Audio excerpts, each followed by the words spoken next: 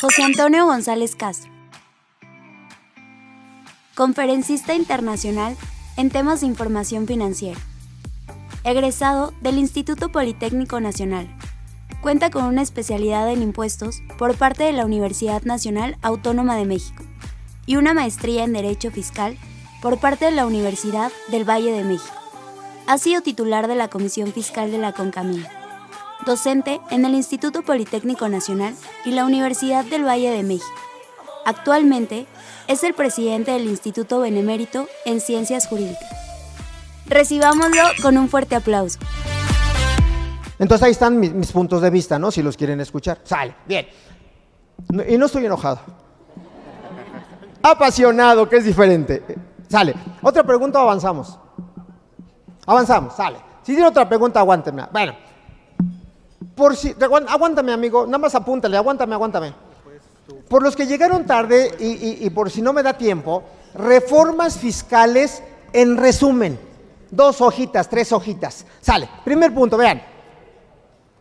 Incremento en la recaudación de 258,276 millones de pesos. O sea, todo esto es con el ánimo de recaudar. Segundo, tasa de recargos por prórroga y por mora sin cambios. Han escuchado el punto 98 y el punto 47, quedan impecables, no se mueven para el 2020. Estímulos fiscales como la PTU, opción de no emitir constancias, deducción adicional por personas con capacidades diferentes, dejan de ser estímulos en la Ley de Ingresos de la Federación y se bajan al texto de ley. Por ejemplo, PTU. ¿Qué decía la Ley de Ingresos hoy que dice el artículo 9 de la Ley de Renta y artículo 14? Que la PTU pagada, ¿de acuerdo?, del año pasado, se puede aplicar vía acreditamiento en pagos provisionales. Entonces, la mecánica es ingresos nominales, ¿de acuerdo?, hablando de persona moral, por el coeficiente de utilidad me da la utilidad fiscal estimada, ¿de acuerdo?, menos anticipos y rendimientos, ¿de acuerdo?, a miembros de sociedades civiles, sociedades cooperativas, ¿de acuerdo?, menos pérdidas fiscales y menos, ¿qué?, PTU. ¿Sí queda claro? Este concepto que mencionaba, en materia de deducción adicional por pagos a personas con capacidades diferentes, pues lógicamente el primer requisito, que la persona tenga un certificado de incapacidad, emitido ¿por quién? Pues por el ISSSTE o por el Seguro Social, ¿me explicó? ¿Y por qué se llama deducción adicional? Porque finalmente voy a aplicar un 25% a sus salarios pagados y eso es una deducción fiscal no contable. Otra vez, diferencia entre la contable y lo fiscal. ¿Y qué dije hace rato? Para que vean que la autoridad también me da elementos.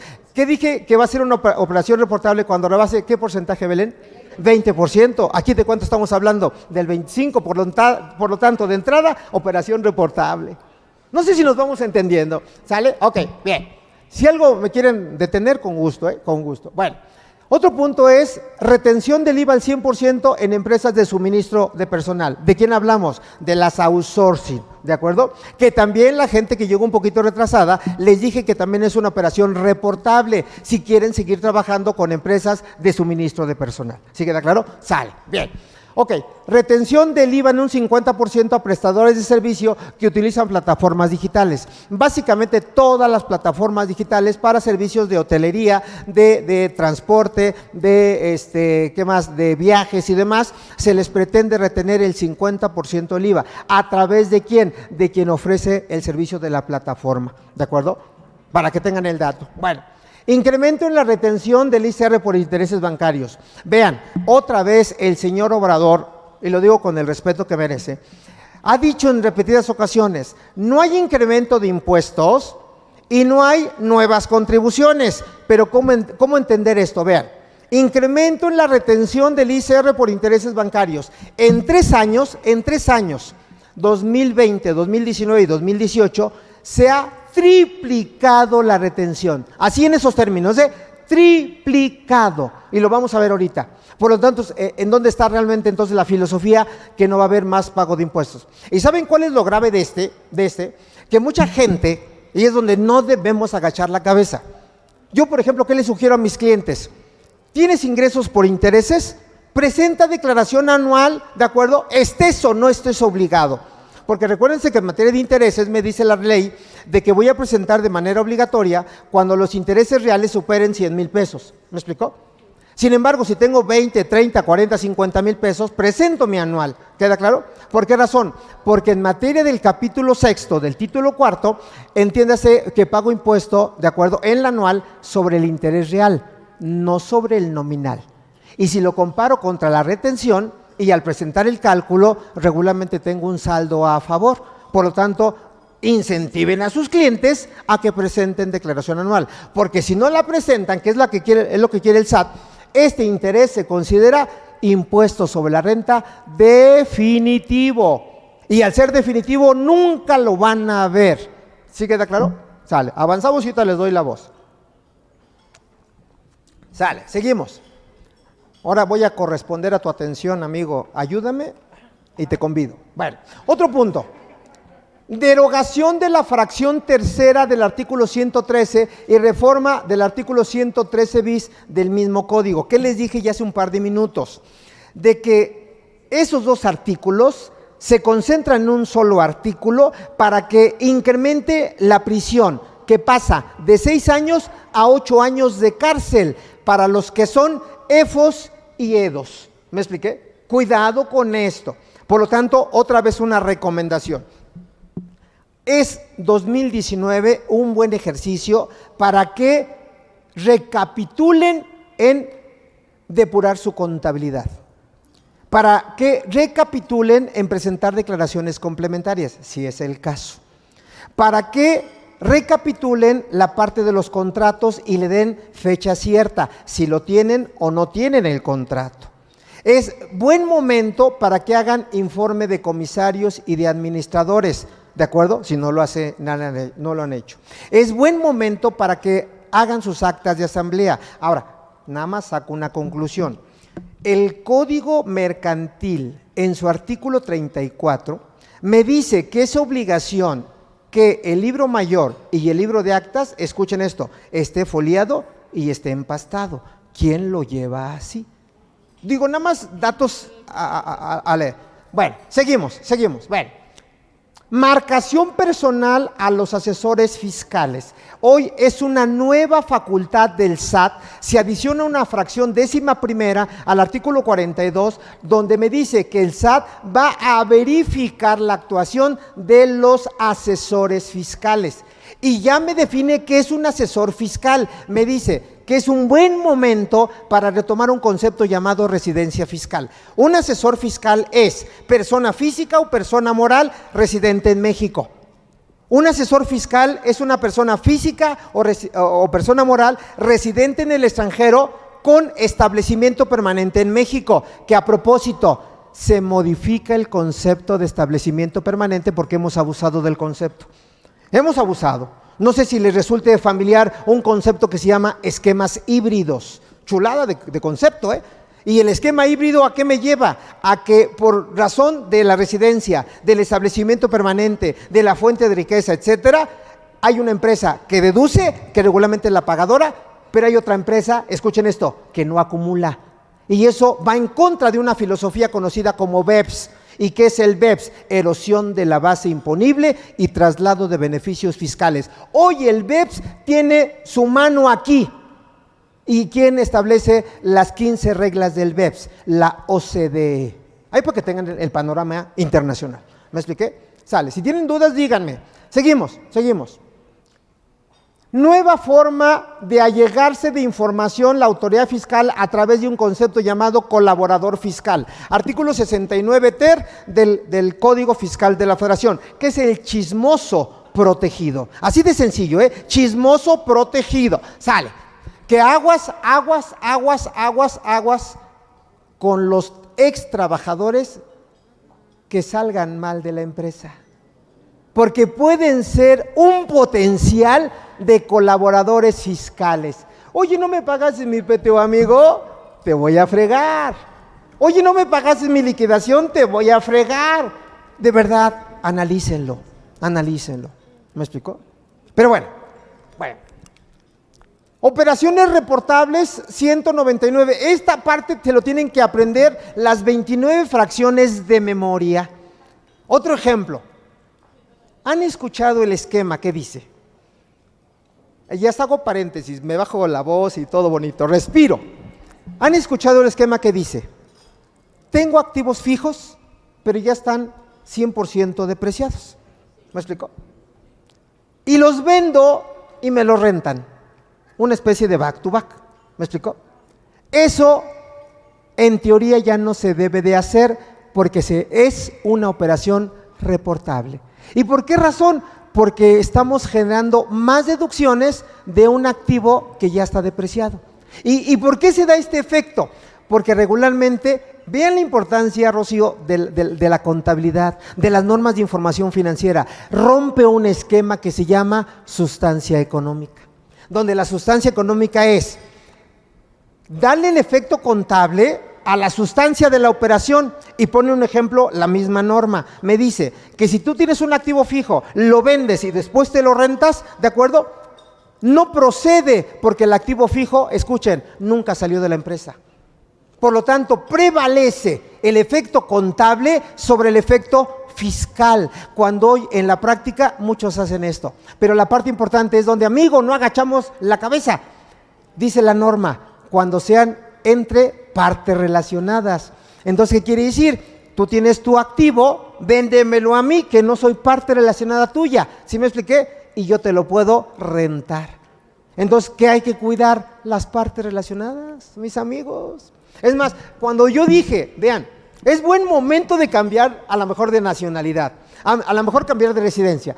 Cuando yo dije acá, esto, que lo vamos a ver, un asesor fiscal, aparte de la residencia y demás, me dice, tiene que ser residente en México o residente en el extranjero con establecimiento permanente. Hay una máxima que dice, lo que no está prohibido, está permitido. ¿Qué quiere decir? Que si yo cambio mi residencia, yo, José Antonio González, me voy a Estados Unidos y no tengo establecimiento en México, sorpresa, caigo en el supuesto de la fracción 11 del 42 y caigo en el supuesto del 199, no. ¿Sí queda claro? Que no me escuche esto Obrador ni el SAT, porque va a querer reformar la ley. ¿Sí queda claro? Porque así lo dice, son asesores fiscales los residentes en México y residentes en el extranjero con establecimiento permanente. Y yo puedo ser residente en el extranjero sin establecimiento. ¿Estás de acuerdo? Chingá, ya me imaginan aquí, después voy a traer mi banderita de Estados Unidos. Hoy traigo la de México, tengo la camiseta puesta. Vean cómo sí se le puede dar vuelta. ¿Sí que creo? Pero hagan las cosas bien y que coincida todo. Bueno, seguimos. Acreditar que el beneficio económico no debe de ser mayor al beneficio fiscal. Esto realmente es un garbanzo de a libra. Les pongo un ejemplo para que se entienda, aunque lo vamos a retomar más adelante. Ayer di una plática, iba a decir una clase, en un organismo que se llama AMPI, en Puebla. AMPI son simplemente organizaciones que manejan todo lo que tenga que ver con la parte inmobiliaria.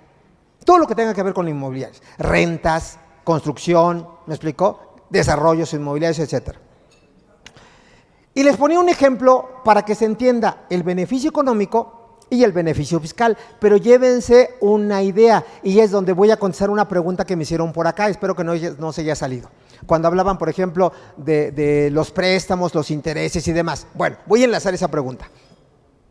Les decía que es un caso real. Yo quiero vender un terreno, ¿me explicó? Y lo quiero vender en 10 millones, ese es mi precio de venta. Pero ese terreno, ¿de acuerdo? Pues no está parejo. Y contrato a un tercero para que lo alinee. Y voy a gastar 1.200.000. ¿Me explicó? Ese 1.200.000 de entrada es una deducción fiscal, beneficio fiscal, 1.200.000. Quiero que me vayan siguiendo. ¿Eso qué tendría que representar para que caiga en el supuesto? De que el beneficio económico tendría que ser mayor. Por lo tanto, si yo le dije a los asesores inmobiliarios, si yo lo aplano, vean, pregunta tan básica, ¿mi precio de venta puede crecer? Ustedes díganme, claro. Entonces fíjense, entonces ya no lo vendo en 10 millones, lo vendo en 15. Díganme números, ¿cuál es el beneficio económico y cuál es el beneficio fiscal? Beneficio económico, 5. ¿Cuál era mi punto de partida? 10, lo vendo en 15, ¿de acuerdo? Beneficio fiscal, 1,200,000. ¿Por qué razón? Mi deducción. Y alguien levantó la mano, oye, Toño, ¿y qué pasa si no lo vendo en 15, lo vendo en 9? Viene un tirador, pero ya lo aplané, ya gasté 1,200,000. Vean dónde está la razón de ser, que eso es donde viene la parte bonita, la parte sensible. Le digo, pues tienes que dar un argumento al fisco para que acredites que estás perdiendo, ¿de acuerdo? Pero finalmente esa pérdida tiene una razón lógica y razón de negocios, en el mismo caso del inmueble. Vean la diferencia. Yo quiero vender el inmueble, ¿de acuerdo? Pero no tiene un concepto que se llama servidumbre de paso. Pese a que ya lo aplané, Omar, para que me lo compren. Al no tener servidumbre de paso, sorpresa, ¿qué tengo que hacer? Castigar mi precio de venta. No sé si me van entendiendo. Entonces, ¿ahí qué estoy haciendo? Estoy perdiendo, sí, pero hay una justificación lógica, porque si no tiene servidumbre de paso, no lo puedo vender, a diferencia que sacrifique mi precio de venta. ¿Quedó claro? Pero a propósito saco una conclusión. Hoy el concepto de fibras, que es un fideicomiso, ¿de acuerdo? Para efectos de la reforma 2020, fibras privadas desaparecen. Porque era un concepto buenísimo para hacer movimientos fiscales y en consecuencia ahorro de impuestos. Hoy ya no pueden trabajar como fibras. Chulada. Digo chulada porque el SAT cada día me está cerrando más las puertas. Pero bueno, seguimos con la parte. Gracias Margarito, gracias. Bueno, seguimos con otro punto.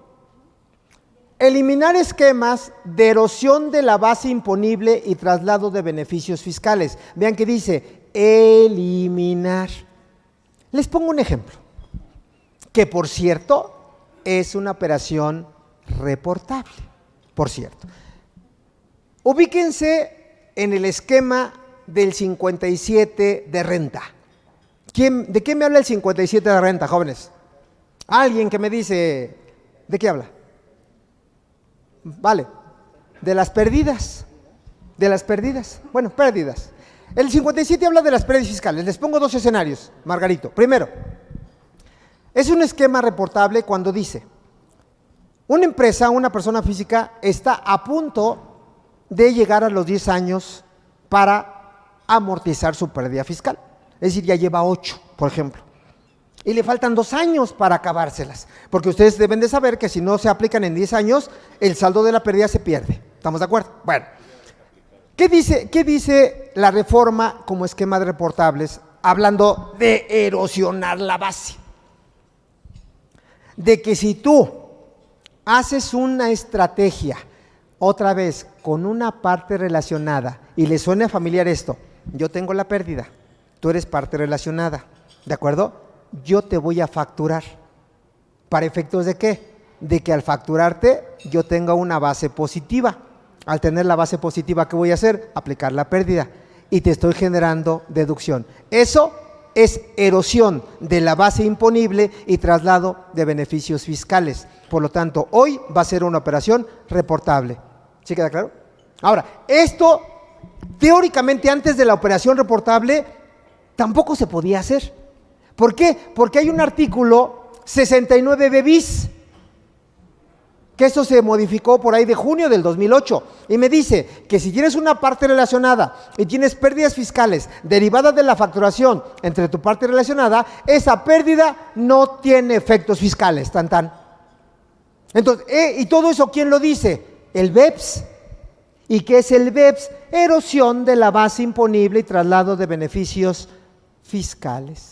Ahora, otro supuesto de la pérdida, me dice, quiero que su mente esté, hoy más que nunca debe de estar muy abierta, su mente. Otro ejemplo me dice que hablando de pérdidas fiscales también va a ser una operación reportable cuando yo tengo una pérdida fiscal, ¿de acuerdo? Y la pueda transferir a una persona diferente a mí. La pregunta es, ¿eso se puede? Yo, empresa SADCB, tengo pérdida fiscal, de lo que quieran, que en teoría yo la debo de aplicar en 10 años, ¿no es cierto? Pero me dice el 199, si tú la transfieres a otra persona, va a ser una operación reportable. Yo pregunto, ¿se puede transferir la pérdida a otra persona? Claro, la respuesta es sí. ¿Dónde viene? Artículo 58 de la Ley del Impuesto sobre la Renta. ¿Han escuchado un concepto llamado fusión? Claro, que hay dos modalidades de fusión: fusión por absorción o fusión por integración. ¿Me explicó? Entonces, a través de una fusión, sí puedo transferir mis pérdidas fiscales. Por lo tanto, eso va a ser una operación reportable. Y vean cuántos ejemplos ya llevo de operaciones reportables. ¿Cuántas fracciones les dije que eran? 29. Y ya llevo por lo menos 10. Si no es que más, que lo vamos a ver. Bueno, Toño, mande usted. Quisiera regresarme al punto 11 en al punto 11, claro. el beneficio económico. Estoy queriendo entender el ejemplo que diste. Si tienes el terreno de 10 millones, sí, le invertiste 1 millón para cerrarlo, sí, fueron 9. El beneficio económico conlleva al beneficio fiscal. Sí, claro, van de la mano. Ahora, no entiendo en dónde impacta la reforma. Y quisiera darte otro ejemplo, la depreciación. Claro. Simple y sencillamente, tengo un gasto en el cual ya no desembolso nada, pero me permite ahorrarme impuestos. Claro, pero ese es beneficio fiscal. Económico también, porque yo no pagué nada. De 1,000 pesos que tuve como ingreso por una renta, deja ponerlo fácil. Y esos 1,000 pesos me los meto a la bolsa, y técnicamente, si no tuviera ningún gasto, tendría que pagar yo 300 pesos. Pero como tengo una depreciación de 800, nada más mi ingreso son 200 y le pago 60 pesos a la autoridad. Entonces tuve un beneficio económico y tuve un beneficio fiscal. Me pierdo un poquito en dónde está la reforma. No te preocupes, hoy ya tenemos dos perdidos. Y termino regresándome a tu ejemplo. Si el hecho de alinear el terreno representó que lo subas a 15, sí, pues ahí no hay un beneficio, pero para el gobierno. ¿Por qué? Porque al venderlo en 15 vas a tener un impuesto mayor. Entonces, no entiendo, perdón, discúlpame, el beneficio, ¿de dónde está el quid? No te preocupes, fíjate, no te preocupes. Entiéndase que a partir de este año, me adelanté con 2 láminas, se precisan los siguientes conceptos, que ya se venían dando de alguna manera, o ya vienen en el texto de ley. Me dice: primer concepto, razón de negocios, que se establece en el artículo 5, letra A del Código. ¿Qué es la razón de negocios? La motivación del por qué haces tal o cual situación. Si no hay razón de negocios, no hay materialidad, y al no haber materialidad no es deducible la erogación o la inversión. Y es donde viene una primera pregunta, contador. Si tú compras un equipo de transporte, si tú compras una maquinaria, ¿cuál sería la razón de negocios? ¿Me explicó? Debe de haber una razón de negocio, en el entendido que si es un activo fijo, en los términos de la norma de información financiera C6, que nos habla de los activos fijos, un activo, para que sea un activo y en consecuencia una inversión, escucha esto, debe de generar un beneficio económico a futuro, que eso se llama, en términos un poquito financieros, generación de valor, que va de la mano con este beneficio económico. ¿Me expliqué? Ahora, en la venta del terreno, ¿cuál es mi beneficio económico? Que ya no lo vendí en 10, lo vendí en 15. ¿Y por qué beneficio económico? Porque está incrementando mi patrimonio en 5 millones adicionales a los que yo tenía previsto. Y en otras palabras, voy a ser más rentable. Y el beneficio económico de 5 millones, desde luego que es mayor al beneficio fiscal. ¿Sí queda claro?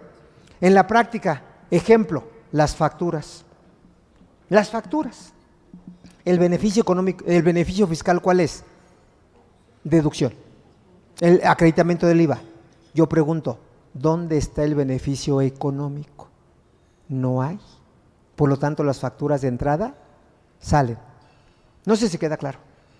El beneficio económico se traduce en una generación de valor que favorece al contribuyente, que favorece a la empresa y que regularmente se ve implementado, lógicamente, en el capital, en los ingresos, en la disminución de costos, en la disminución de gastos. No sé si queda claro. ¿Y qué dice la propuesta del SAT?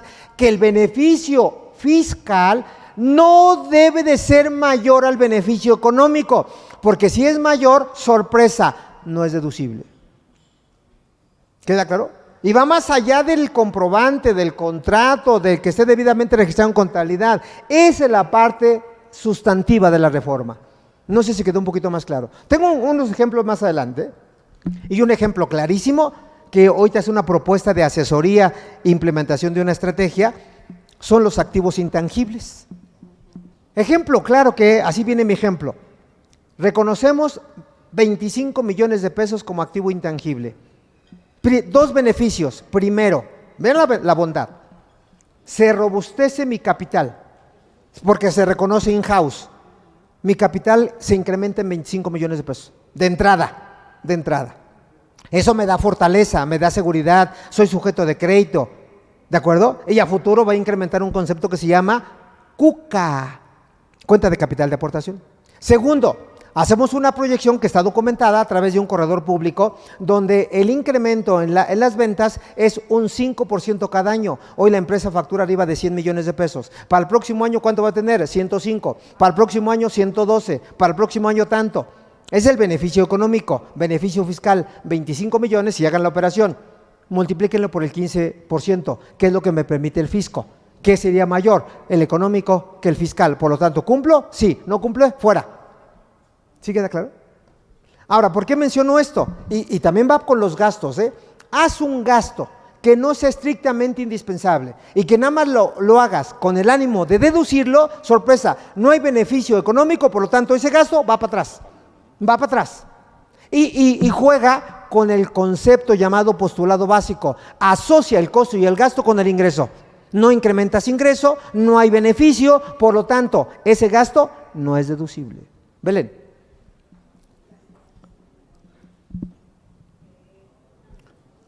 No se escucha. Y apúrate porque si no nos van a correr, nos van a presionar. Ya, perdón. Son dos preguntas. La primera es en 2, 3 láminas hacia atrás, veíamos un concepto que es retención del IVA del 50% a prestadores de servicios que utilizan servicios de plataformas digitales. Claro. Esto solamente está dirigido a estos como el Uber, el Didi. Claro. Y a residentes en el extranjero que no tengan establecimiento permanente a México. ¿Me explicó? ¿Por qué razón? Porque el prestador de servicio de la plataforma digital, ¿de acuerdo?, sí está en México y regularmente no se paga el impuesto. Entonces viene la conexión del prestador de servicio de la plataforma digital con el proveedor extranjero. ¿Me explicó? Entonces, ¿qué me dice? Esa operación, entiéndase, importación de servicios. Claro. Y en la importación de servicios se tiene que pagar un IVA. ¿Me expliqué? Entonces, ¿cuál es la filosofía? Que se cause y que se retenga. Sin embargo, hay otros productos que justamente no son este tipo de prestadores, claro, que están montado el servicio, justamente es prestación de servicios en plataformas digitales. Okay. Para ellos todavía no les ha alcanzado el destino. Ajá. Ok, está bien. Esa es la lo que pasa es que, vean, o sea, al decir prestación de servicios vía plataforma, primer punto, hay que distinguir el prestación real de México, que te presta el servicio digital, ¿de acuerdo?, que causa IVA cuando te facture y ahí no aplica la retención. Y sería un trato desigual cuando a través de una plataforma viene otro prestador que no tiene establecimiento permanente, que debiera causar IVA vía importación y que no se paga. ¿Estamos de acuerdo? Entonces, ahí viene. Ahora, el punto importante es que hoy por hoy está dirigido ¿a quién crees? A personas físicas como consumidor final. ¿Qué quiere decir? Que si eres persona moral, consumidor final, no hay retención. O sea, ojo con eso también, ¿eh? ¿De acuerdo? Ahora, eso también va en una de las sugerencias o acciones del BEPS, ¿de acuerdo? Y esto no va a ser de hoy para mañana. ¿Me explicó? Porque suena muy bonito. Te quito el servicio de internet y por lo tanto ya no puedes trabajar si no causas y pagas el IVA o aceptas la retención. Suena muy bonito, pero pues hay que ver qué dice la COFETEL, por ejemplo, entre otras instancias. Mande. Y justamente ahí, por ejemplo, plataformas digitales como Netflix, sí, ¿en dónde está la retención? ¿En dónde se va a poder ver esa retención? ¿Quién es el que tendría que retener cuando Netflix es algo, es como el Espíritu Santo? Sabemos que existe y nadie lo ha visto. Ok, está bien.